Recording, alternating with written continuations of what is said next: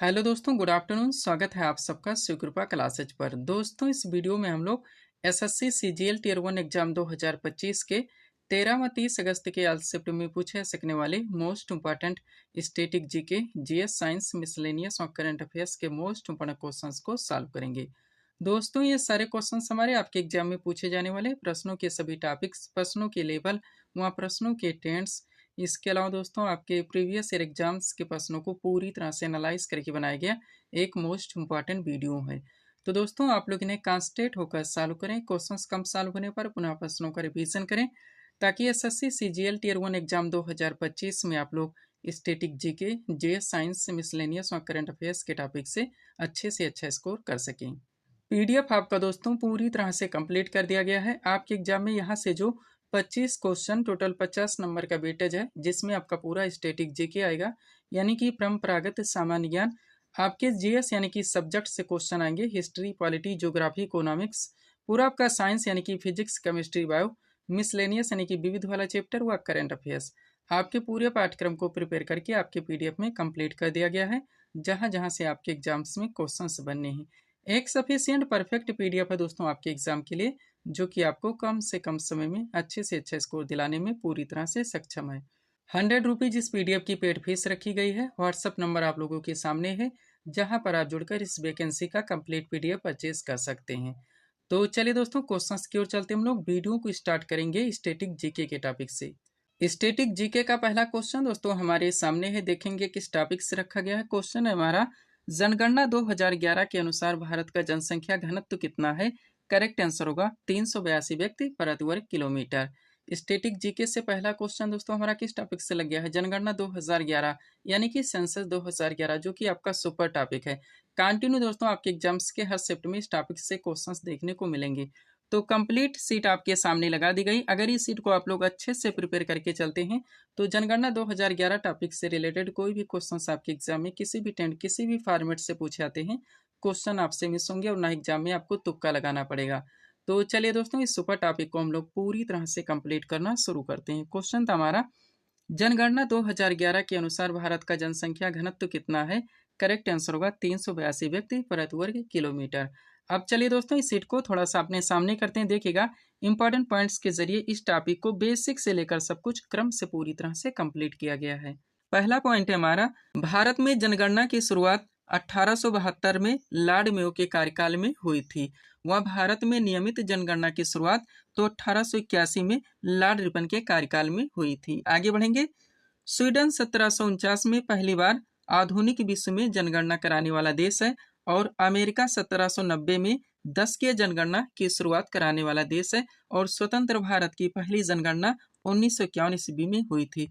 हर fact, हर content आप लोग पूरी तरह से कंप्लीट करके चलेंगे।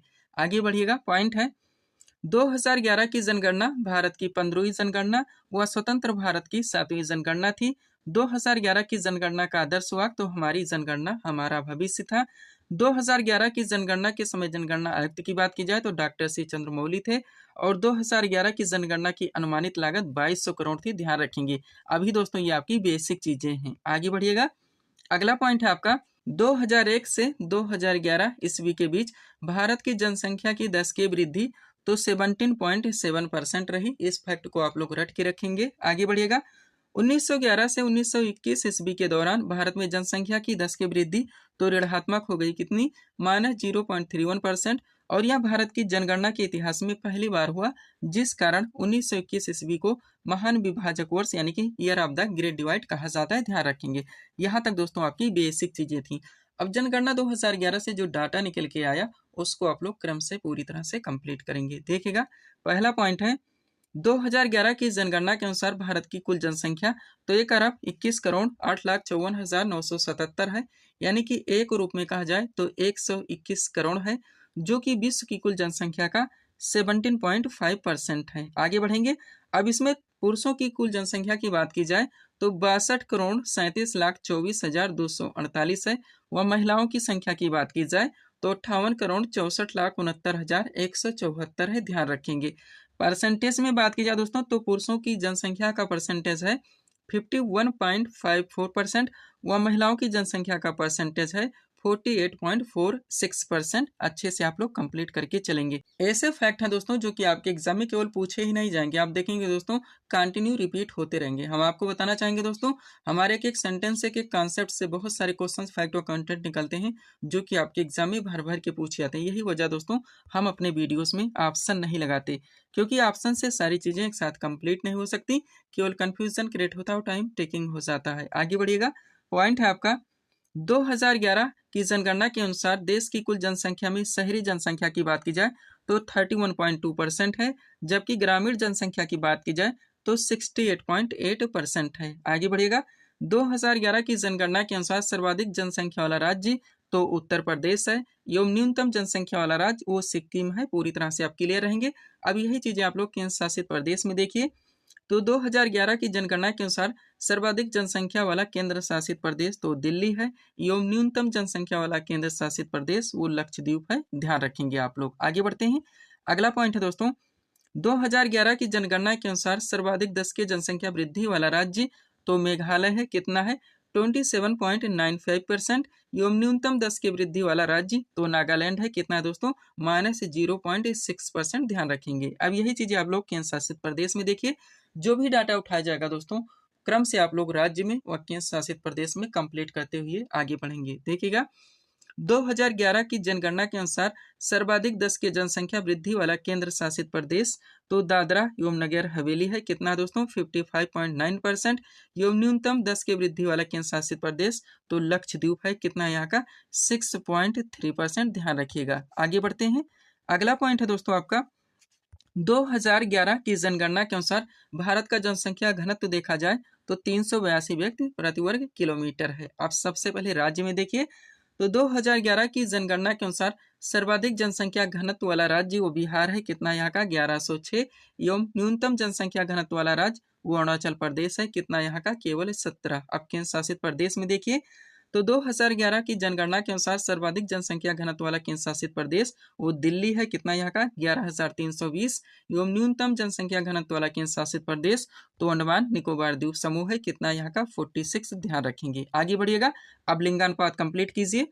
तो 2011 की जनगणना के अनुसार भारत का लिंगानुपात 943 है। अब राज्य में देखिए। तो 2011 की जनगणना के अनुसार सर्वाधिक लिंगानुपात वाला राज्य वो केरल है। कितना यहाँ का? 1084। एवं न्यूनतम लिंगानुपात वाला राज्य वो हरियाणा है। कितना यहाँ का? 879। अब केंद्र शासित प्रदेश में देखिए। तो 2011 की जनगणना के अनुसार सर्वाधिक लिंगानुपात वाला केंद्र शासित प्रदेश तो पुदुचेरी है। कितना यहाँ का? 1037। एवं न्यूनतम लिंगानुपात वाला केंद्र शासित प्रदेश वो दमन व दीव है। कहाँ? कितना है दोस्तों यहाँ का? 618। ध्यान रखेंगे। आगे बढ़िएगा दोस्तों। एक छोटा सा नोट लगा हुआ है, उसको आप लोग कंप्लीट कीजिए। बहुत सारे डाटा के दोस्तों कॉन्सेप्ट भी आपके एग्जाम में डायरेक्टली पूछ ले आते हैं।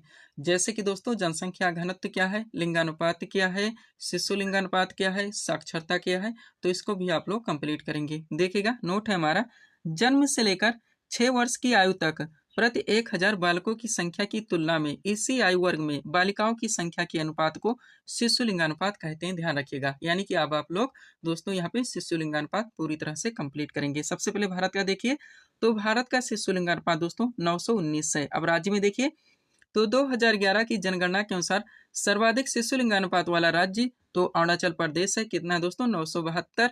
एवं न्यूनतम शिशु लिंगानुपात वाला राज्य वो हरियाणा है। कितना यहाँ का? 834। सब केंद्र शासित प्रदेश में देखिए। तो 2011 की जनगणना के अनुसार सर्वाधिक शिशु लिंगानुपात वाला दोस्तों केंद्र शासित प्रदेश वो अंडमान निकोबार द्वीप समूह है। कितना यहाँ का? 968। एवं न्यूनतम शिशु लिंगानुपात वाला केंद्र शासित प्रदेश तो दिल्ली है। कितना यहाँ का दोस्तों? 871। ध्यान रखिएगा। आगे बढ़ते हैं दोस्तों। अगला नोट आपका क्या कह रहा है? 7 वर्ष और उससे अधिक का जो व्यक्ति किसी भाषा को समझ सकता हो और उसे लिख या पढ़ सकता हो साक्षर कहलाता है। यानी आप लोग दोस्तों अब साक्षरता यानी कि लिटरेसी पूरी तरह से कंप्लीट करेंगे।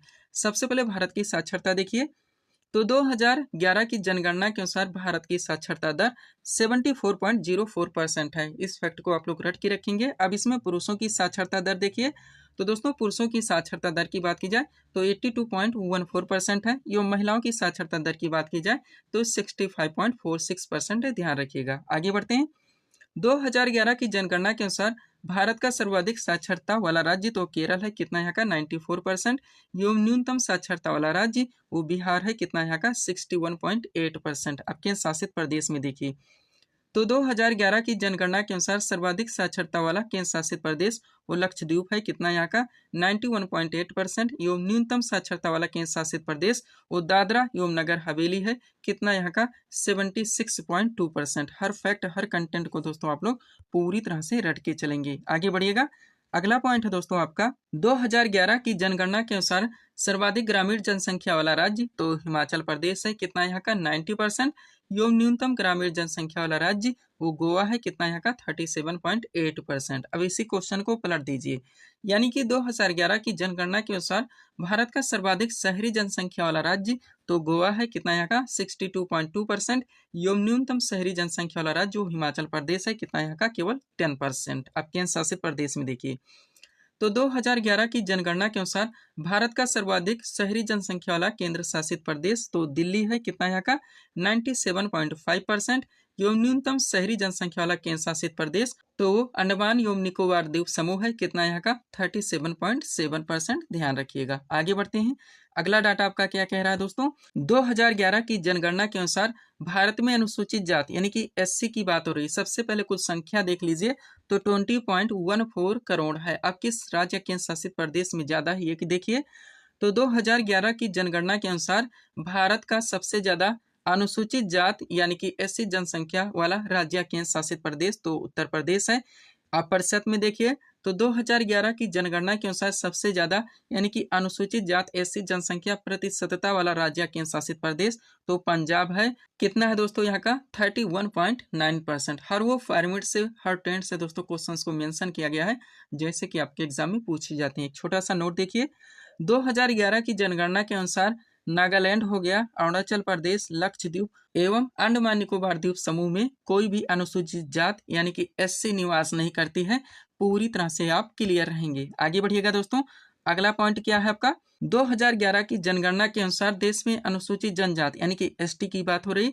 सबसे पहले टोटल संख्या देख लीजिए, तो कितना है 10.43 करोड़। अब किस में ज्यादा है, तो 2011 की जनगणना के अनुसार भारत का सबसे ज्यादा यानी कि अनुसूचित जनजाति एसटी जनसंख्या वाला राज्य या केंद्र शासित प्रदेश तो मध्य प्रदेश है। क्लियर रहेंगे। प्रतिशत में देखिए, तो 2011 की जनगणना के अनुसार सबसे ज्यादा अनुसूचित जनजाति यानी कि एसटी जनसंख्या प्रतिशतता वाला राज्य या केंद्र शासित प्रदेश तो लक्षद्वीप है, कितना है दोस्तों यहाँ का 94.8%। ध्यान रखिएगा। छोटा सा नोट देखिए, 2011 की जनगणना के अनुसार पंजाब हो गया, हरियाणा, दिल्ली, चंडीगढ़ व पुदुचेरी में कोई भी अनुसूचित जनजाति यानी कि एसटी निवास नहीं करती है। पूरी तरह से आप क्लियर रहेंगे। तो यहाँ तक दोस्तों इस टॉपिक को आप लोगों को पूरी तरह से कवर करके चलने ताकि किसी भी टॉपिक से आपके कोई भी क्वेश्चन मिस ना हो। एक एक क्वेश्चन की कीमत आप लोग जानते हैं। आगे बढ़िएगा दोस्तों। थोड़ा सा यहाँ पे 2021 की जनगणना के बारे में बात की जाएगी। हालांकि आप लोग जानते हैं दोस्तों ये जनगणना अभी हो नहीं पाई है, संभावित है कि 2026 में करवा ली जाएगी, लेकिन कभी भी होगी दोस्तों ये जनगणना 2021 के नाम से ही जानी जाएगी। क्लियर रहिएगा। इससे जुड़े फैक्ट देखिए, तो दोस्तों 2021 की जो जनगणना होगी वो भारत की 16वीं जनगणना होगी और इसके जनगणना आयुक्त रहेंगे श्री विवेक जोशी। अगला पॉइंट, 2021 की जनगणना का आदर्श वाक्य जो रखा गया है, जन भागीदारी से जन कल्याण। और 2021 की जो जनगणना होगी दोस्तों वो भारत में पहली बार डिजिटल जनगणना होगी। ये भी आप लोग ध्यान रखेंगे। पीडीएफ के लिए हमारा व्हाट्सएप नंबर लगा हुआ है। बढ़ते हैं दोस्तों हम लोग स्टैटिक जीके के अगले टॉपिक की ओर। स्टैटिक जीके से अगला क्वेश्चन दोस्तों आपके सामने ही देखेंगे किस टॉपिक से रखा गया है। क्वेश्चन है हमारा, त्रिस्तरीय पंचायती राज व्यवस्था का सुझाव किस समिति ने दिया। करेक्ट आंसर होगा बलवंत राय मेहता समिति ने। स्टैटिक जीके का अगला क्वेश्चन दोस्तों हमारा किस टॉपिक से लग गया, पंचायती राज व्यवस्था से। आपका सुपर टॉपिक है दोस्तों। आपके एग्जाम्स के हर शिफ्ट में इस टॉपिक से क्वेश्चन देखने को मिलते रहेंगे। तो कंप्लीट सीट आपके सामने लगाई गई है, अच्छे से आप लोगों को प्रिपेयर करके चलने हैं। चलिए शुरू करते हैं हम लोग। क्वेश्चन था हमारा, त्रिस्तरीय पंचायती राज व्यवस्था का सुझाव किस समिति ने दिया। करेक्ट आंसर होगा बलवंत राय मेहता समिति ने। क्वेश्चन का टॉपिक है हमारा पंचायती राज व्यवस्था। अब चलिए दोस्तों इस सीट को थोड़ा सा अपने सामने करते हैं। देखिएगा इंपॉर्टेंट पॉइंट्स के जरिए इस टॉपिक को बेसिक से लेकर सब कुछ क्रम से पूरी तरह से कंप्लीट किया गया है। पहला पॉइंट है हमारा, पंचायती राज व्यवस्था भारत में स्थानीय स्वशासन का एक विकेंद्रीकृत रूप है। यह ग्रामीण समुदाय को सशक्त बनाने और जमीनी स्तर पर लोकतंत्र को बढ़ावा देने के लिए पेश की गई थी। ध्यान रखिएगा ये बेसिक चीजें थी और कॉन्सेप्चुअल भी दोस्तों ये आपके एग्जाम में कंटिन्यू पूछा आता है। आगे बढ़ेंगे। अब आप लोग जानते हैं दोस्तों कि पंचायती राज व्यवस्था में 3 स्तर होते हैं, तो आप कंप्लीट कीजिए। पॉइंट है हमारा, पंचायती राज व्यवस्था में 3 स्तर होते हैं। सबसे पहले ग्राम पंचायत, फिर पंचायत समिति और फिर दोस्तों जिला परिषद। आगे बढ़िएगा। अब यहाँ से दोस्तों एक एक फैक्ट को, एक एक दोस्तों क्वेश्चंस को आप लोगों को अच्छे से क्लियर करके चलने हैं। ऐसे फैक्ट हैं दोस्तों जो कि आपके एग्जाम में केवल पूछे नहीं जाएंगे, कंटिन्यू रिपीट होते रहेंगे। देखिएगा, पहला पॉइंट है, भारत में प्रतिवर्ष 24 अप्रैल को राष्ट्रीय पंचायती राज दिवस मनाया जाता है। इस दिवस का मुख्य उद्देश्य स्थानीय शासन के महत्व के बारे में जागरूकता बढ़ाना है। आगे बढ़ेंगे। पंचायती राज व्यवस्था को 73वें संविधान संशोधन 1992 के द्वारा संवैधानिक दर्जा प्रदान किया गया था। पंचायती राज व्यवस्था सर्वप्रथम 2 अक्टूबर 1959 को राजस्थान के नागौर जिले से आरंभ की गई थी। त्रिस्तरीय पंचायती राज व्यवस्था का सुझाव बलवंत राय मेहता समिति के द्वारा दिया गया था और संविधान की 11वीं अनुसूची में इसको शामिल किया गया। टोटल दोस्तों 29 कार्यों को इसके दायरे में रखा गया है। वह लॉर्ड रिपन को भारत में स्थानीय स्वशासन का जनक माना जाता है। क्लियर रहेंगे आप लोग। आगे बढ़िएगा। अब सबसे पहले आप लोग 4 क्वेश्चन देखिए। पहला है, ग्राम पंचायत की स्थापना का प्रावधान भारतीय संविधान के किस अनुच्छेद में? तो अनुच्छेद 40 में है। नेक्स्ट, ग्राम पंचायत की स्थापना का प्रावधान भारतीय संविधान के किस भाग में? तो भाग 4 में है। आगे बढ़िएगा। बलवंत राय मेहता समिति का गठन कब किया गया था? 1957 में।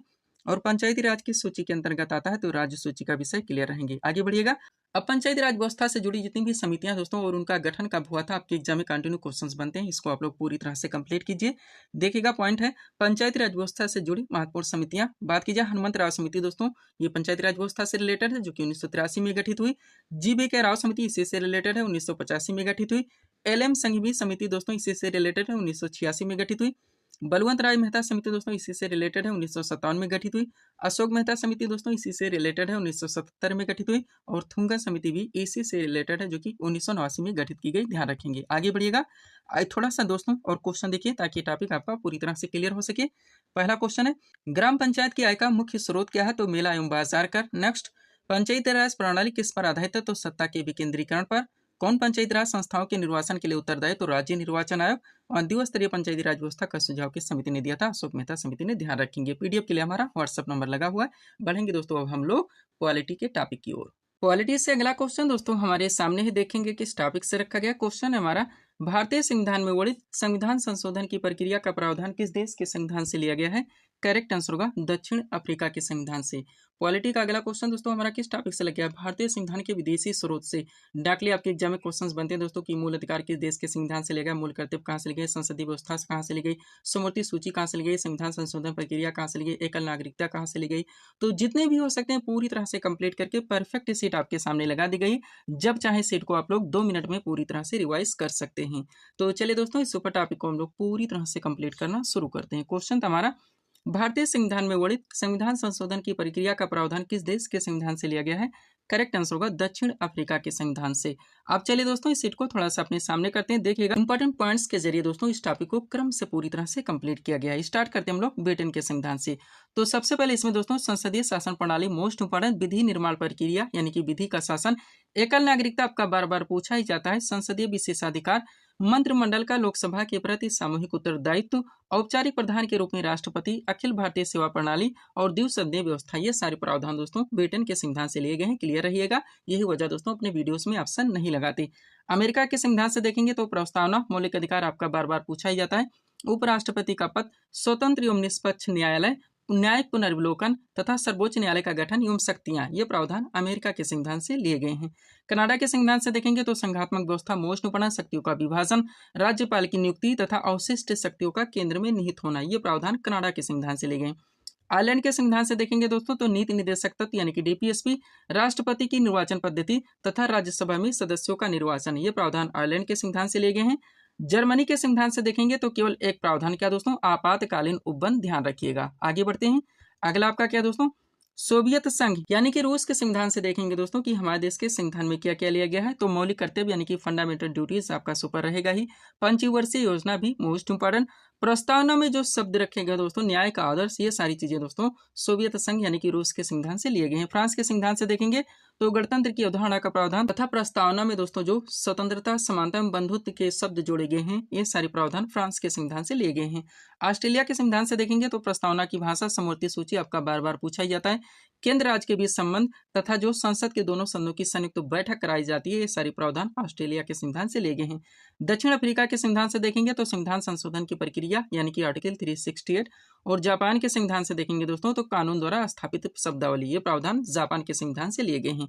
ये टॉपिक दोस्तों आपका यहाँ पे पूरी तरह से कंप्लीट हो जाता है। अच्छे से आप लोग प्रिपेयर करके चलेंगे ताकि किसी भी टॉपिक से कोई भी क्वेश्चन आपके मिस ना हो। एक एक क्वेश्चन की कीमत आप लोग जानते हैं, सब कुछ आपके पीडीएफ में पूरी तरह से मेंशन है। सारे क्लासेस के वीडियोस के टॉपिक्स भी आपके पीडीएफ में पूरी तरह से ऐड किए गए हैं। बढ़ेंगे दोस्तों हम लोग पॉलिटी के अगले टॉपिक की ओर। पॉलिटी से अगला क्वेश्चन दोस्तों हमारे सामने है, देखेंगे किस टॉपिक से रखा गया है। क्वेश्चन है हमारा, भारतीय संविधान में मूल अधिकारों का वर्णन संविधान के किस अनुच्छेद में है। करेक्ट आंसर होगा अनुच्छेद 12 से लेकर 35 तक।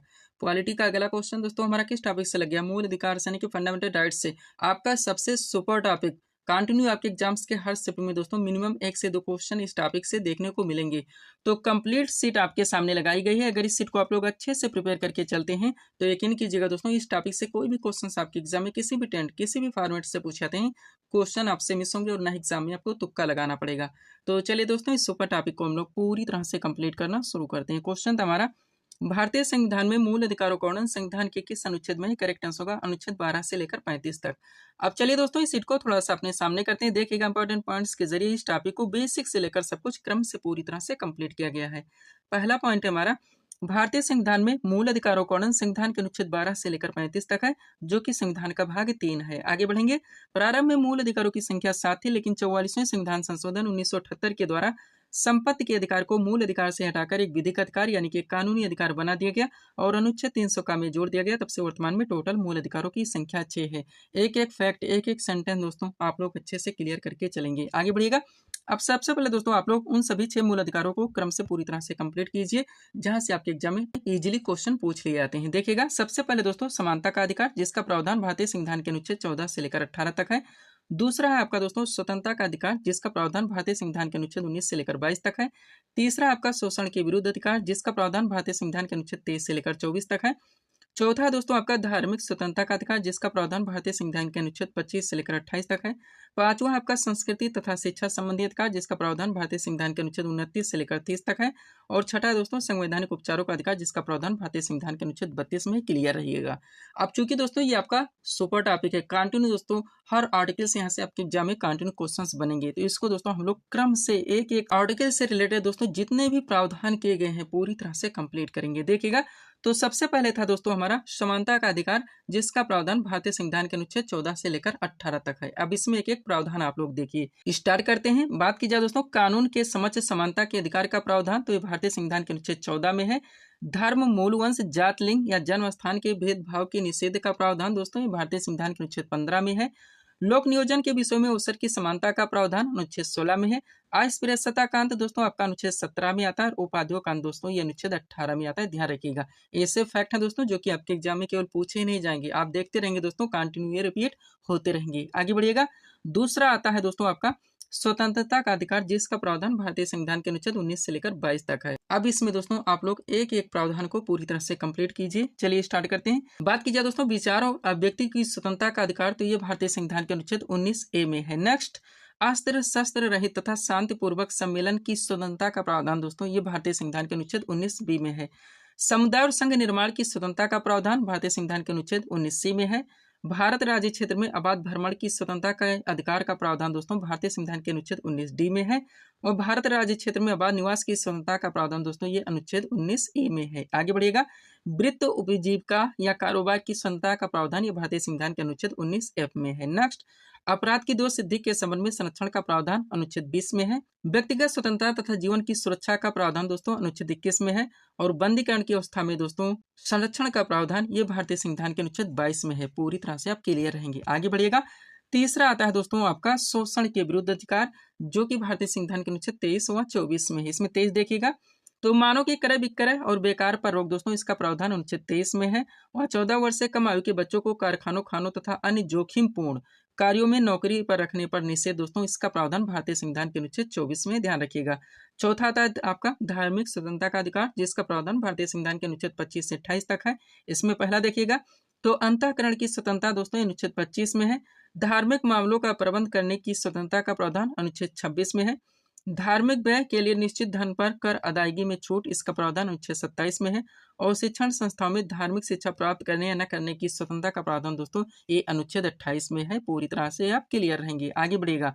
पांचवा आता है आपका दोस्तों संस्कृति और शिक्षा संबंधी अधिकार, जिसका प्रावधान भारतीय संविधान के अनुच्छेद 29 और 30 में है। सबसे पहले 29 देखिए तो अल्पसंख्यक वर्गों के हितों के संरक्षण का प्रावधान अनुच्छेद 29 में है। वह शिक्षा संस्थाओं की स्थापना और प्रशासन करने का अल्पसंख्यक वर्गों का अधिकार, इसका प्रावधान दोस्तों भारतीय संविधान के अनुच्छेद 30 में है, ध्यान रखिएगा। छठा आता है दोस्तों आपका संवैधानिक उपचारों का अधिकार। बहुत सारे कंटेंट यहाँ से निकलेंगे, देखिएगा। संवैधानिक उपचारों का अधिकार जो कि भारतीय संविधान के अनुच्छेद 32 में है। बहुत सारे कंटेंट यहाँ से आपके एग्जाम में बनते हैं, देखिएगा। पॉइंट है आपका, संविधान द्वारा प्रदान किए गए इस अधिकार को डॉक्टर भीमराव अंबेडकर ने संविधान का हृदय तथा आत्मा की संज्ञा दी है। यह अधिकार सभी नागरिकों को छूट देता है कि वह अपने अधिकारों के संरक्षण के लिए सर्वोच्च न्यायालय अथवा उच्च न्यायालय जा सकते हैं। सर्वोच्च न्यायालय एवं उच्च न्यायालय मौलिक अधिकारों को लागू करने के लिए राज्य सरकारों को निर्देश दे सकती है। तो तथा अवहेलना की स्थिति में सर्वोच्च न्यायालय अनुच्छेद 32 तथा उच्च न्यायालय अनुच्छेद 226 के तहत निम्नलिखित रिट जारी कर सकती है। इन्हें न्यायिक अभिलेख कहा जाता है। ये 5 तरह के हैं दोस्तों, अभी आप लोग क्लियर करेंगे। सबसे पहले एक पॉइंट देखिए, तो 86 संविधान संशोधन 2002 के द्वारा शिक्षा के अधिकारों को मौलिक अधिकार में शामिल किया गया, क्लियर रहेंगे, तथा इसे अनुच्छेद 21 का के अंतर्गत वर्णित किया गया। इसके अनुसार 6 से 14 वर्ष तक के समस्त बच्चों के दोस्तों निःशुल्क तथा अनिवार्य शिक्षा की व्यवस्था की गई। आप लोग क्लियर रहेंगे। आप चलिए दोस्तों उन 5 न्यायिक अभिलेखों को भी आप लोग क्लियर कर लीजिए। पॉइंट है आपका, ये 5 न्यायिक अभिलेख इस प्रकार है। चलिए सबसे पहले बंदी प्रत्यक्षीकरण देखिए। तो इसके अंतर्गत जो प्रावधान किया गया है, यह कार्यपालिका व निजी व्यक्ति दोनों के विरुद्ध उपलब्ध अधिकार है जो अवैध निषेध के विरुद्ध व्यक्ति को सशरीर अपने सामने प्रस्तुत किए जाने का आदेश जारी करता है। न्यायालय दोनों पक्षों को सुनकर यह निर्णय लेता है कि निषेध उचित है अथवा अनुचित। ये सारी चीज दोस्तों आपके एग्जाम में कॉन्सेप्चुअल भी पूछी जाती है, क्लियर रहिएगा। परमादेश देखिए दोस्तों, तो इसका शाब्दिक अर्थ है हम आदेश देते हैं। क्या उस समय जारी किया जाता है जब कोई पदाधिकारी अपने सार्वजनिक कर्तव्य का पालन नहीं करता। इस रिट के माध्यम से उसे अपने कर्तव्य का पालन करने को का आदेश जारी किया जाता है, यानी कि दिया जाता है। ध्यान रखेंगे, आगे बढ़िएगा। तीसरा न्यायिक अभिलेख आता है आपका दोस्तों ओतप्रेषण।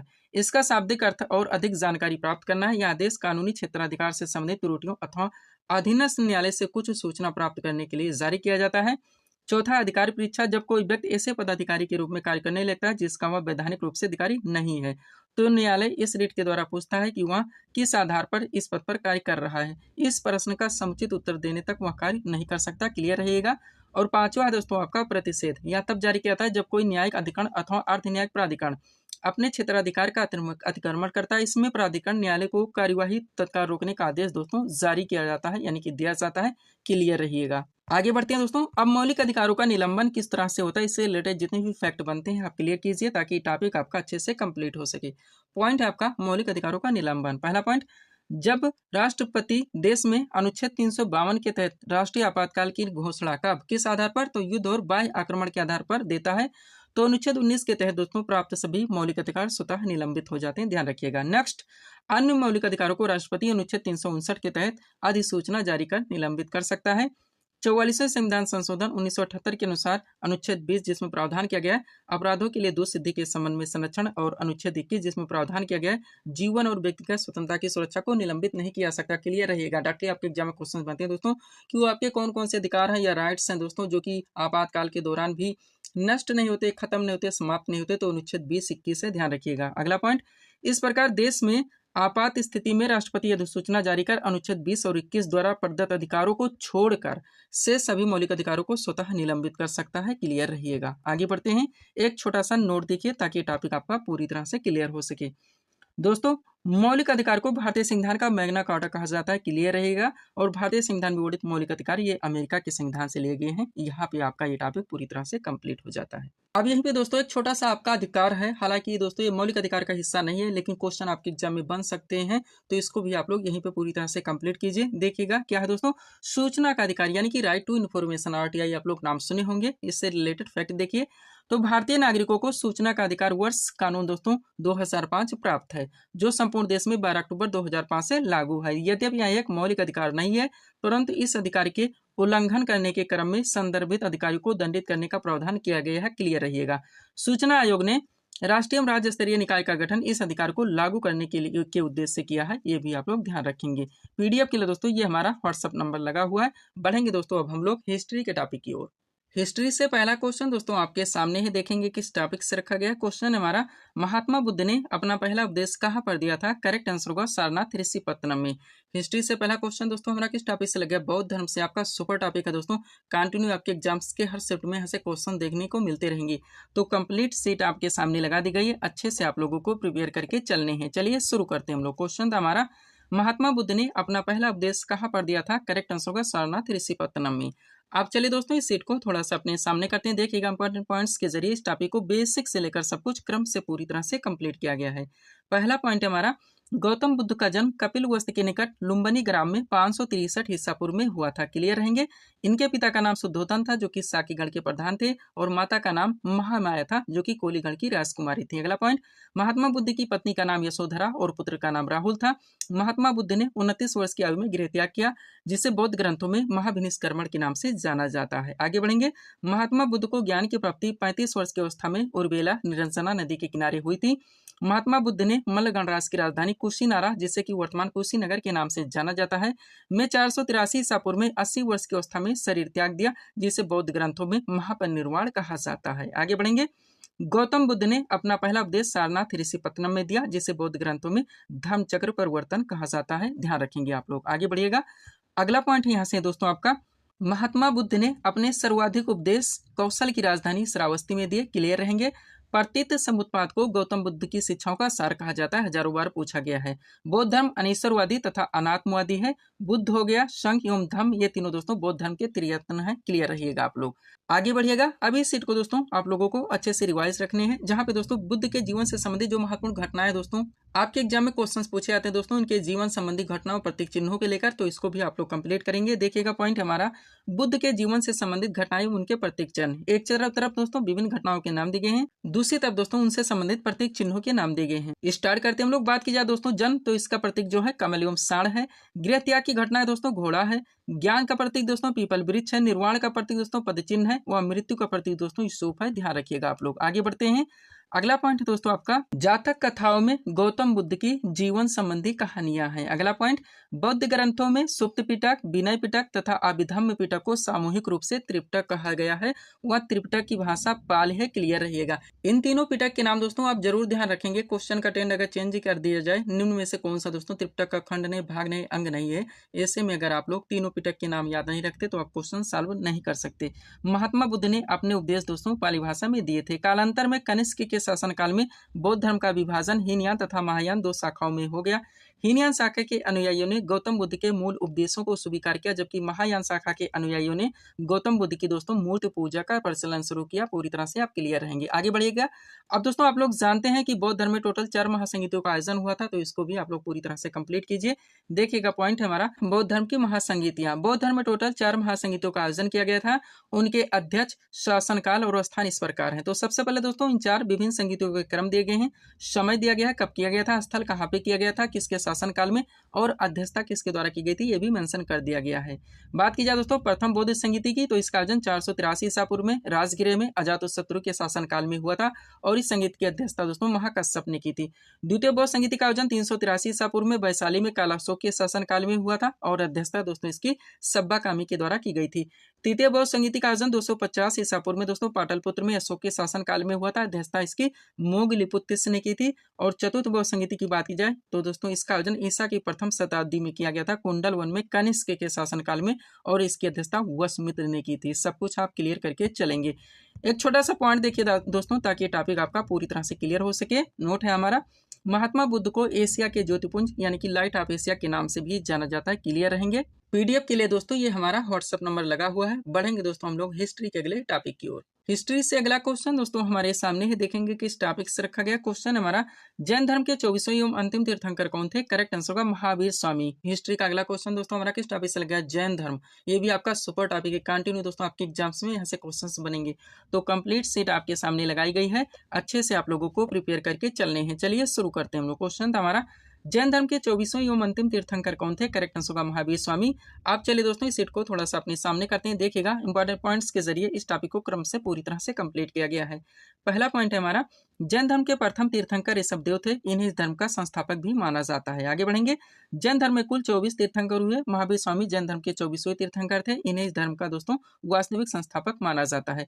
महावीर स्वामी का जन्म 540 ईसा पूर्व में कुंडग्राम वैशाली में हुआ था। इनके पिता का नाम सिद्धार्थ था, जो कि ज्ञात्रिक क्षत्रिय कुल के थे, और माता माता का नाम त्रिशला था, जो कि लिच्छवी शासक चेटा की बहन थी। आगे बढ़िएगा। महावीर स्वामी के पत्नी का नाम यशोदा था। 30 वर्ष की आयु में महावीर स्वामी ने गृह त्याग किया। 42 वर्ष की अवस्था में जिरमिक ग्राम रिस्पालिका नदी के किनारे 12 वर्ष की तपस्या के बाद में इन्हें ज्ञान की प्राप्ति हुई। आगे बढ़िएगा।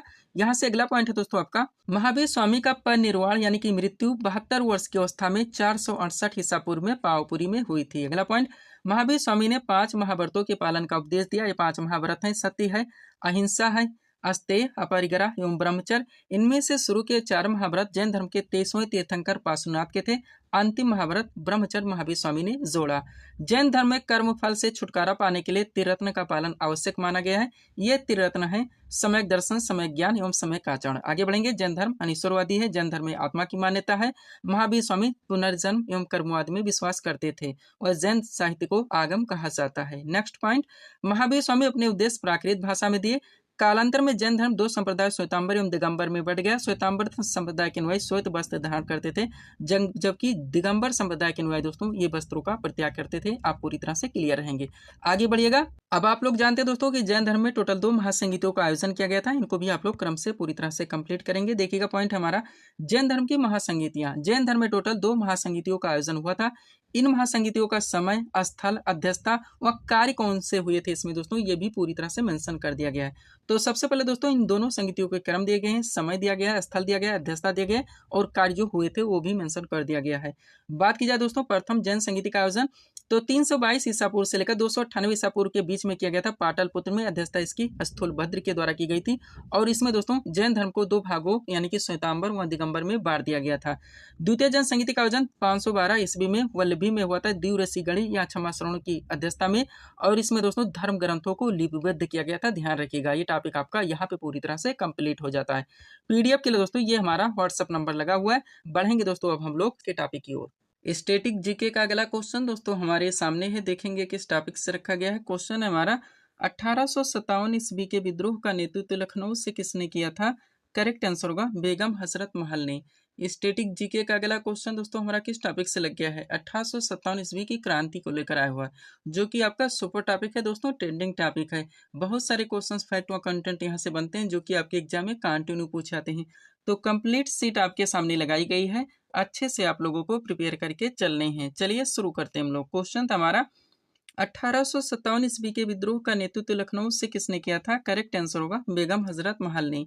आप चलिए दोस्तों इस सीट को थोड़ा सा अपने सामने करते हैं। देखिएगा इंपॉर्टेंट पॉइंट्स के जरिए इस टॉपिक को क्रम से पूरी तरह से कंप्लीट किया गया है। पहला पॉइंट है हमारा, 29 मार्च 1857 ईस्वी को मंगल पांडे, आप जानते हैं इनका नाम इनके साथ जुड़ा हुआ है, नामक एक सैनिक ने बैरकपुर में गाय की चर्बी मिले कारतूसों को मुंह से काटने से स्पष्ट मना कर दिया। फलस्वरूप उन्हें गिरफ्तार कर 8 अप्रैल 1857 को फांसी दे दी गई। दोस्तों जहां पे हम डेट मेंशन करके चलते हैं, पूरी तरह से प्रिपेयर रहिए। क्वेश्चन कंटिन्यू बनते हैं, इसलिए हमारे द्वारा मेंशन कर दिया था। अगला पॉइंट है, मंगल पांडे का संबंध 34वीं नेटिव इन्फेंट्री यानी से एनआई से था। डाकली आपके एग्जाम में क्वेश्चन बनते हैं कि मंगल पांडे किस बटालियन के सिपाही थे, तो ये 34वीं बटालियन के सिपाही थे। आगे बढ़िएगा। 10 मई 1857 ये डेट जरूर ध्यान रखेंगे के दिन मेरठ लोकेशन नहीं भूलेंगे कि पैदल टुकड़ी यानी कि 20 एनआई से 1857 ईस्वी की क्रांति की शुरुआत हुई। वह 1857 ईस्वी की क्रांति के समय भारत के मुगल सम्राट बहादुर शाह जफर यानी कि बहादुर शाह द्वितीय थे, और 1857 ईस्वी की क्रांति के समय दोस्तों भारत के गवर्नर जनरल तो लॉर्ड कैनिंग थे। हर कंटेंट आप पूरी तरह से कंप्लीट करके चलेंगे। आगे बढ़िएगा दोस्तों। अब 1857 की क्रांति के समय दोस्तों इसके विद्रोह के जितने भी नेतृत्वकर्ता थे आप पूरी तरह से कंप्लीट करेंगे। डाकली आपके एग्जाम में क्वेश्चंस पूछे जाते हैं। देखिएगा पॉइंट हमारा, 1857 ईस्वी की महान क्रांति के प्रमुख केंद्र और संबंधित नेतृत्वकर्ता। तो सबसे पहले दोस्तों इस क्रांति के जितने भी केंद्र थे उनके नाम दिए गए हैं, वहां से किन्होंने नेतृत्व किया था उनके नाम दिए गए हैं, और विद्रोह की तिथि कब थी दोस्तों ये भी मेंशन कर दिया गया है। यानी परफेक्ट सीट आपके सामने लगाई गई है। स्टार्ट करते हैं हम लोग। बात की जाए दोस्तों दिल्ली से, तो दिल्ली से 1857 ईस्वी के विद्रोह का नेतृत्व किसने किया था? बहादुर शाह जफर ने व बख्त खान ने से नेतृत्व किया था। ये भी आप लोग ध्यान रखेंगे। विद्रोह की तिथि थी 11 मई 1857। आगे बढ़ेंगे। कानपुर से बात की जाए दोस्तों तो 1857 ईस्वी के विद्रोह का नेतृत्व नाना साहब ने किया था और तात्या टोपे ने सैन्य नेतृत्व किया था। ये भी ध्यान रखेंगे। विद्रोह की तिथि थी 5 जून 1857। आगे बढ़ेंगे। लखनऊ से दोस्तों बेगम हजरत महल और बिरजिस कादिर ने किया था 4 जून 1857 को। झांसी से बात की जाए तो रानी लक्ष्मीबाई ने किया था 4 जून 1857 को। जगदीशपुर से दोस्तों कुंवर सिंह और अमर सिंह ने किया था 12 जून 1857 को। फैजाबाद से दोस्तों मौलवी अहमदुल्ला ने किया था जून 1857 में, ध्यान रखेंगे आप लोग। आगे बढ़ते हैं। अगला आपका क्या दोस्तों, इलाहाबाद से बात की जाए तो लियाकत अली ने किया था जून 1857 में। बरेली से दोस्तों खान बहादुर खान ने किया था जून 1857 में। और फतेहपुर से दोस्तों 1857 ईस्वी के विद्रोह का नेतृत्व अजीमुल्ला ने किया था जून 1857 में, ध्यान रखिएगा। ये टॉपिक दोस्तों आपका यहाँ पे पूरी तरह से कंप्लीट होता है। पीडीएफ के लिए दोस्तों ये हमारा व्हाट्सएप नंबर लगा हुआ है। बढ़ेंगे दोस्तों हम लोग अगले टॉपिक की ओर। स्टैटिक जीके का अगला क्वेश्चन दोस्तों आपके सामने है, देखेंगे किस टॉपिक से रखा गया है। क्वेश्चन है हमारा, आर्य समाज की स्थापना किसने की थी? करेक्ट आंसर होगा स्वामी दयानंद सरस्वती ने। स्टैटिक जीके का अगला क्वेश्चन दोस्तों हमारा किस टॉपिक से लग गया है? जितने भी दोस्तों सामाजिक और धार्मिक आंदोलन है और समाज सुधारक, आपके एग्जाम में कंटिन्यू क्वेश्चंस बनते हैं दोस्तों कि आर्य समाज की स्थापना किसने की थी, ब्रह्म समाज की स्थापना किसने की थी, सत्य शोधक समाज की स्थापना किसने की थी, प्रार्थना समाज की स्थापना किसने की थी। तो जितने भी हो सकते हैं पूरी तरह से कंप्लीट करके परफेक्ट सीट आपके सामने लगाई गई है। अच्छे से आप लोगों को प्रिपेयर करके चलने हैं। चलिए शुरू करते हैं हम लोग। क्वेश्चन था हमारा, आर्य समाज की स्थापना किसने की थी? करेक्ट आंसर होगा स्वामी दयानंद सरस्वती ने। आप चलिए दोस्तों इस सीट को थोड़ा सा अपने सामने करते हैं, देखिएगा इंपॉर्टेंट पॉइंट्स के जरिए इस टॉपिक को क्रम से पूरी तरह से कंप्लीट किया गया है। पहला पॉइंट है हमारा, राजा राम मोहन राय को भारतीय पुनर्जागरण का जनक कहा जाता है। ब्रह्म समाज की स्थापना राजा राम मोहन राय द्वारा 20 अगस्त 1828 को कलकत्ता में की गई, जिसका उद्देश्य तत्कालीन हिंदू समाज में व्याप्त बुराइयों जैसे कि सती प्रथा, बहुविवाह, व्यास्यागमन, जातिवाद व अस्पृश्यता आदि को समाप्त करना था। आगे बढ़ेंगे। राजा राममोहन राय ने 1815 ईस्वी में आत्मीय सभा की स्थापना की। 1825 ईस्वी में इन्होंने वेदांत कॉलेज की स्थापना की। इन्होंने हिंदू कॉलेज खोलने में डेविड हेयर का सहयोग किया। इन्होंने सती प्रथा के विरुद्ध आंदोलन चलाया तथा पाश्चात्य शिक्षा के प्रति अपना समर्थन जताया। हर फैक्ट आप ध्यान रखेंगे ताकि किसी भी टेंट से आपके एग्जाम में क्वेश्चन पूछे जाए, क्वेश्चन आपसे मिस ना हो। आगे बढ़िएगा। आर्य समाज की स्थापना स्वामी दयानंद सरस्वती द्वारा 1875 ईस्वी में बंबई में की गई, जिसका प्रमुख उद्देश्य वैदिक धर्म को पुनः शुद्ध रूप से स्थापित करने, भारत को धार्मिक, सामाजिक व राजनीतिक रूप से एक सूत्र में बांधने एवं पाश्चात्य प्रभाव को समाप्त करने का प्रयास करना था। इन्होंने अपने उपदेशों में मूर्ति पूजा, बहुदेववाद, अवतारवाद, पशु बलि, श्राद्ध, जंत्र तंत्र मंत्र, झूठे कर्मकांड आदि की आलोचना की तथा पुनः वेदों की ओर लौटो का नारा दिया और शुद्धि आंदोलन चलाया। हर फैक्ट से दोस्तों आपके एग्जाम में क्वेश्चंस बनेंगे। उनके विचारों का संकलन इनकी कीर्ति सत्यार्थ प्रकाश जो कि 1883 में प्रकाशित हुई थी में मिलता है। पूरी तरह से आप क्लियर रहेंगे। आगे बढ़िएगा दोस्तों। बात की जाएगी रामकृष्ण मिशन की, तो देखिएगा रामकृष्ण मिशन की स्थापना 1897 ईस्वी में स्वामी विवेकानंद ने बेलूर यानी कि कलकत्ता में की। इस मिशन का नाम रामकृष्ण परमहंस के नाम पर रखा गया जो कि इनके गुरु थे। आगे बढ़ेंगे। स्वामी विवेकानंद का वास्तविक नाम नरेंद्र नाथ दत्त था। 1893 ईस्वी में स्वामी विवेकानंद ने शिकागो में हुई धर्म संसद में भाग लेकर पाश्चात्य जगत को भारतीय संस्कृति व दर्शन से अवगत कराया। ध्यान रखेंगे। आगे बढ़िएगा। थियोसॉफिकल सोसाइटी की स्थापना 1875 ईस्वी में मैडम ब्लावाटस्की एवं कर्नल अलकाट द्वारा न्यूयॉर्क संयुक्त राज्य अमेरिका में की गई और भारत में इस आंदोलन की गतिविधियों को व्यापक रूप से फैलाने का श्रेय श्रीमती एनी बेसेंट को दिया जाता है। वह 1898 ईस्वी में एनी बेसेंट ने बनारस में सेंट्रल हिंदू कॉलेज की स्थापना की जो बाद में हिंदू विश्वविद्यालय बना। ध्यान रखिएगा। आगे बढ़ते हैं। अगला पॉइंट आपका क्या है दोस्तों, भारत में एंग बंगाल आंदोलन प्रारंभ करने का श्रेय हेनरी विवियन डेरोजियो को है। एंग्लो इंडियन डेरोजियो दोस्तों कलकत्ता में 1826 से 31 तक हिंदू कॉलेज के अध्यापक रहे। ध्यान रखेंगे। डेरोजियो ने ईस्ट इंडियन नामक दैनिक पत्र का भी संपादन किया। हेनरी विवियन डेरोजियो को आधुनिक भारत का प्रथम राष्ट्रवादी कवि माना जाता है। प्रिपेयर रहेंगे। आगे बढ़िएगा। प्रार्थना समाज की स्थापना आत्माराम पांडुरंग ने 1867 ईस्वी में बंबई में की। बहाबी आंदोलन के नेता सैयद अहमद बरेलवी थे। बहाबी आंदोलन का मुख्य केंद्र पटना था। 1000 बार पूछा गया है। अलीगढ़ आंदोलन की शुरुआत सर सैयद अहमद खान ने की। इन्होंने 1877 ईस्वी में अलीगढ़ मुस्लिम विश्वविद्यालय की भी स्थापना की। ये भी आप लोग ध्यान रखेंगे। अब इस सीट को दोस्तों आप लोगों को अच्छे से कंप्लीट करके चलने हैं, जहां पे दोस्तों महत्वपूर्ण सामाजिक धार्मिक आंदोलन व समाज सुधारक से लेकर दोस्तों जितने भी महत्वपूर्ण संस्थाओं की स्थापना की गई थी उनके संस्थापक दोस्तों व स्थापना वर्ष को लेकर आपके एग्जाम में कंटिन्यू क्वेश्चंस बनते हैं, तो इसको आप लोगों को पूरी तरह से प्रिपेयर रखने हैं। देखिएगा, सबसे पहले दोस्तों विभिन्न संस्थाओं के नाम दिए गए हैं, उसके बाद में उनका स्थापना वर्ष दिया गया है और संस्थापक भी मेंशन कर दिया गया है। स्टार्ट करते हैं। बात की जाए दोस्तों एशियाटिक सोसाइटी की, तो इसकी स्थापना 1784 ईस्वी में की गई थी विलियम जोन्स के द्वारा। नेक्स्ट, आत्मीय सभा की स्थापना 1815 में हुई थी राजा राम मोहन राय के द्वारा। वेदांत कॉलेज की स्थापना 1825 में की गई थी राजा राम मोहन राय के द्वारा। और ब्रह्म समाज की स्थापना भी 1828 में की गई थी राजा राम मोहन राय के द्वारा। आगे बढ़ेंगे। तत्वबोधिनी सभा की स्थापना 1839 में हुई थी देवेंद्र नाथ ठाकुर के द्वारा। इंडियन एसोसिएशन की स्थापना 1876 में हुई थी आनंद मोहन बोस और सुरेंद्र नाथ बनर्जी के द्वारा। ध्यान रखेंगे। आगे बढ़ते हैं। अगला क्या है दोस्तों आपका पूना सार्वजनिक सभा, जिसकी स्थापना 1867 में हुई थी एमजी रानाडे के द्वारा। प्रार्थना समाज की स्थापना 1867 में की गई आत्माराम पांडुरंग के द्वारा। आर्य समाज की स्थापना 1875 में हुई स्वामी दयानंद सरस्वती के द्वारा। बेलूर मठ की स्थापना 1887 में हुई स्वामी विवेकानंद के द्वारा। और रामकृष्ण मिशन की स्थापना 1897 में की गई स्वामी विवेकानंद के द्वारा। आगे बढ़िएगा। सर्वेंट्स ऑफ इंडिया सोसाइटी की स्थापना 1905 में हुई गोपाल कृष्ण गोखले के द्वारा। अभिनव भारत सोसाइटी की स्थापना 1904 में हुई विनायक दामोदर सावरकर के द्वारा। पूरी तरह से आप प्रिपेयर रहेंगे। आगे बढ़िएगा दोस्तों। अगला क्या है मुस्लिम लीग, जिसकी स्थापना 1906 में हुई आगा खान सलीमुल्लाह खां के द्वारा। अनुशीलन समिति की स्थापना 1907 में हुई बारेंद्र घोष एवं भूपेन्द्र दत्त के द्वारा। विश्व भारती की स्थापना 1912 में हुई रविन्द्रनाथ ठाकुर के द्वारा। गदर पार्टी की स्थापना 1913 में हुई लाला हरदयाल के द्वारा। हिंदू महासभा की स्थापना 1915 में हुई मदन मोहन मालवीय के द्वारा।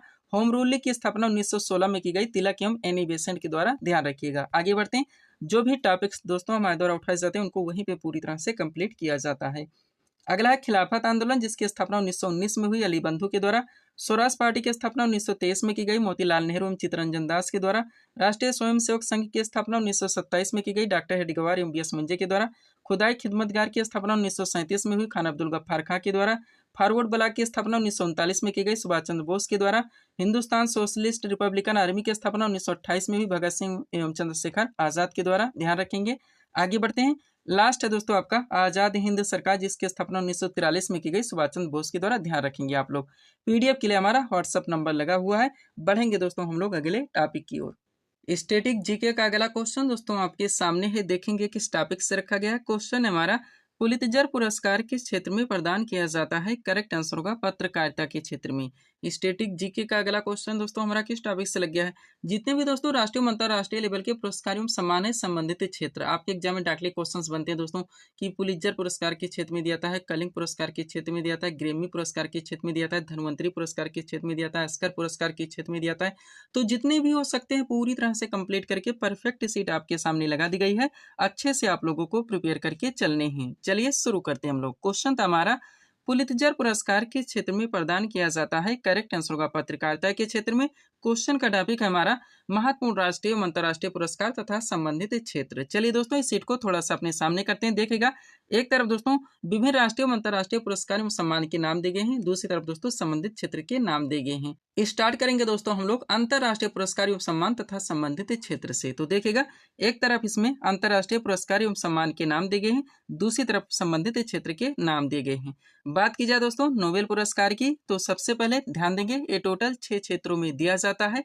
अब इनके नाम आपको जरूर ध्यान रखने हैं। साहित्य हो गया, चिकित्सा, भौतिकी, रसायन, अर्थशास्त्र एवं शांति। क्वेश्चन का ट्रेंड अगर चेंज कर दिया जाए दोस्तों निम्न में से किस क्षेत्र में नोबेल पुरस्कार नहीं दिया जाता, ऐसे में अगर आप 6 क्षेत्रों के नाम याद नहीं रखते तो आप क्वेश्चन सॉल्व नहीं कर सकते। आगे बढ़िएगा।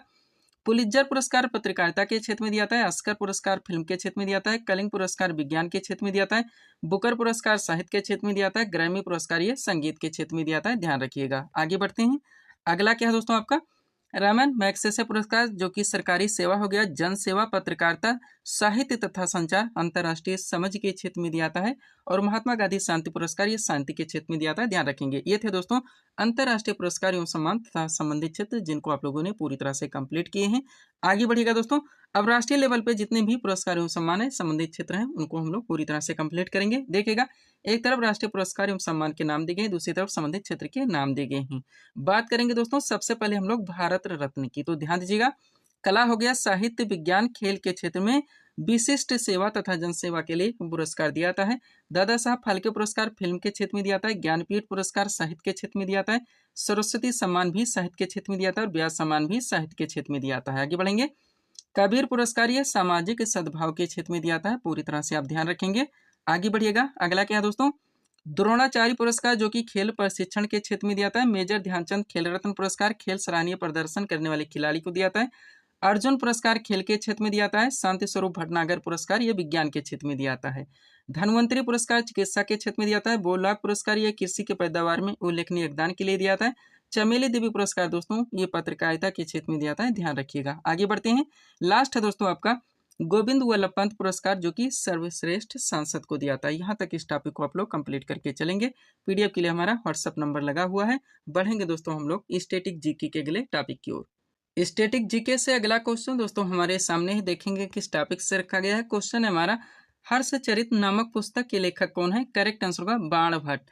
स्टैटिक जीके का अगला क्वेश्चन दोस्तों हमारा किस टॉपिक से लग गया? महत्वपूर्ण दोस्तों जितनी भी प्राचीन पुस्तकें हैं एवं उनके लेखक, आपके एग्जाम में दोस्तों कंटिन्यू यहाँ से क्वेश्चंस बनेंगे, तो कंप्लीट सीट आपके सामने लगाई गई है। अच्छे से आप लोगों को प्रिपेयर करके चलने हैं। चलिए शुरू करते हैं हम लोग। क्वेश्चन था हमारा, हर्षचरित नामक पुस्तक के लेखक कौन है? करेक्ट आंसर होगा बाणभट्ट। क्वेश्चन का टॉपिक हमारा महत्वपूर्ण प्राचीन पुस्तकें एवं उनके लेखक। चलिए दोस्तों इस सीट को थोड़ा सा अपने सामने करते हैं। देखिएगा, एक तरफ इसमें जितनी भी महत्वपूर्ण पुस्तकें हैं उनके नाम दिए गए हैं, दूसरी तरफ दोस्तों उनसे संबंधित लेखक के नाम दिए गए हैं। स्टार्ट करते हैं हम लोग। बात की जाए दोस्तों पृथ्वीराज रासो की, तो इनके लेखक चंद्रवरदाई हैं। गीतांजलि, गार्डनर, पोस्ट ऑफिस और गोरा चारों मोस्ट इंपॉर्टेंट हैं, ध्यान दीजिएगा। लेखक इनके रविन्द्रनाथ टैगोर हैं। 49 डेज के लेखक अमृता प्रीतम है। 10 टू पाकिस्तान के लेखक खुशवंत सिंह है। रंगभूमि के लेखक प्रेमचंद है। पल्लव के लेखक दोस्तों सुमित्रा नंदन पंत है। कुरुक्षेत्र और उर्वशी दोनों ध्यान रखेंगे, मोस्ट इंपॉर्टेंट है। लेखक इनके दोस्तों रामधारी सिंह दिनकर हैं। पूरी तरह से आप प्रिपेयर रहेंगे। आगे बढ़िएगा। अगला क्या है दोस्तों, अनहैप्पी इंडिया जिनके लेखक लाला लाजपत राय हैं। भारत भारती और यशोधरा व साकेत तीनों मोस्ट इंपॉर्टेंट हैं लेखक। मैथिली शरण गुप्त हैं। कागज से कैनवास के लेखक अमृता प्रीतम है। पंचतंत्र के लेखक विष्णु शर्मा है। द कंपनी ऑफ डी-मैन के लेखक खुशवंत सिंह है। प्रेम वाटिका के लेखक दोस्तों रस खान है। नेचुरल हिस्ट्री के लेखक दोस्तों पिल्ली हैं। बुद्ध चरितम बार बार पूछा जाता है दोस्तों, इनके लेखक अश्व घोष हैं, ध्यान रखिएगा। आगे बढ़ते हैं। अगला क्या दोस्तों, कादम्बरी जिनके लेखक बाणभट्ट हैं। द इंडियन स्ट्रगल के लेखक सुभाष चंद्र बोस हैं। शाहनामा के लेखक फिरदौसी हैं। सूर सागर हो गया, सूर सरावली और साहित्य लहरी इनके लेखक सूरदास जी हैं। हुमायूं नामा की लेखिका गुलबदन बेगम है। लाइफ दीवान के लेखक अरविंद घोष हैं। अनामिका के लेखक दोस्तों सूर्यकांत त्रिपाठी निराला है, ध्यान रखिएगा। आगे बढ़ते हैं। अगला क्या दोस्तों, यामा जिनके लेखक महादेव वर्मा है। एन एरिया ऑफ डार्कनेस के लेखक बी एस नायपाल है। हिंदू व्यू ऑफ लाइफ के लेखक डॉक्टर सर्वपल्ली राधाकृष्णन है। राजतरंगिणी के लेखक कल्हड़ है। कुमार संभोम अभिज्ञान शाकुंतलम और मेघदूत इनके लेखक कालिदास जी हैं। मालती माधव के लेखक भवभूति, किताबुल हिंद के लेखक दोस्तों अलबरूनी है, ध्यान रखिएगा। आगे बढ़ते हैं। अगला क्या दोस्तों, दादा कामरेड जिनके लेखक यशपाल हैं। चिदम्बरा के लेखक सुमित्रानंदन पंत है। The dark room, my days और मालगुडी डेज इनके लेखक आर के नारायण है। चंद्रकांता के लेखक देवकी नंदन खत्री है। कामसूत्र के लेखक वात्स्यायन है। हितोपदेश के लेखक नारायण पंडित हैं। अर्थशास्त्र के लेखक चाणक्य कौटिल्य हैं। कामायनी के लेखक दोस्तों जयशंकर प्रसाद हैं, ध्यान रखिएगा। आगे बढ़ते हैं। अगला क्या दोस्तों, अष्टाध्यायी जिनके लेखक पाणिनि हैं। इंडिका के लेखक मेगास्थनीज हैं। आईन अकबरी और अकबरनामा दोनों के लेखक अबुल फजल हैं। बीजक के लेखक कबीर दास जी हैं। गोदान और कर्मभूमि इनके लेखक प्रेमचंद हैं। इंटरनल इंडिया की लेखिका इंदिरा गांधी हैं। कुली के लेखक दोस्तों मुल्करास आनंद है, ध्यान रखिएगा। आगे बढ़ते हैं। अगला क्या दोस्तों, मृच्छ कटकम जिनके लेखक शूद्रक हैं। बिंग साफायर जो कि एक जीवनी है। टर्निंग पॉइंट और इंडिया 2020 इनके लेखक डॉक्टर एपीजे अब्दुल कलाम है।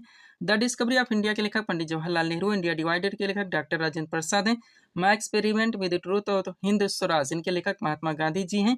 आनंद मठ के लेखक बंकिम चंद्र चटर्जी हैं। इंडिया मीन्स फ्रीडम के लेखक दोस्तों मौलाना अबुल कलाम आजाद हैं, ध्यान रखिएगा। आगे बढ़ते हैं। अगला है दोस्तों आपका मधुशाला जिनके लेखक हरिवंश राय बच्चन और लास्ट है दोस्तों सत्यार्थ प्रकाश जिनके लेखक संवेदना सरस्वती हैं। तो इस टॉपिक को आप लोग यहाँ तक पूरी तरह से प्रिपेयर करके चलेंगे। तो इस टॉपिक को आप लोग यहाँ तक पूरी तरह से प्रिपेयर करके चलेंगे। पीडीएफ के लिए दोस्तों ये हमारा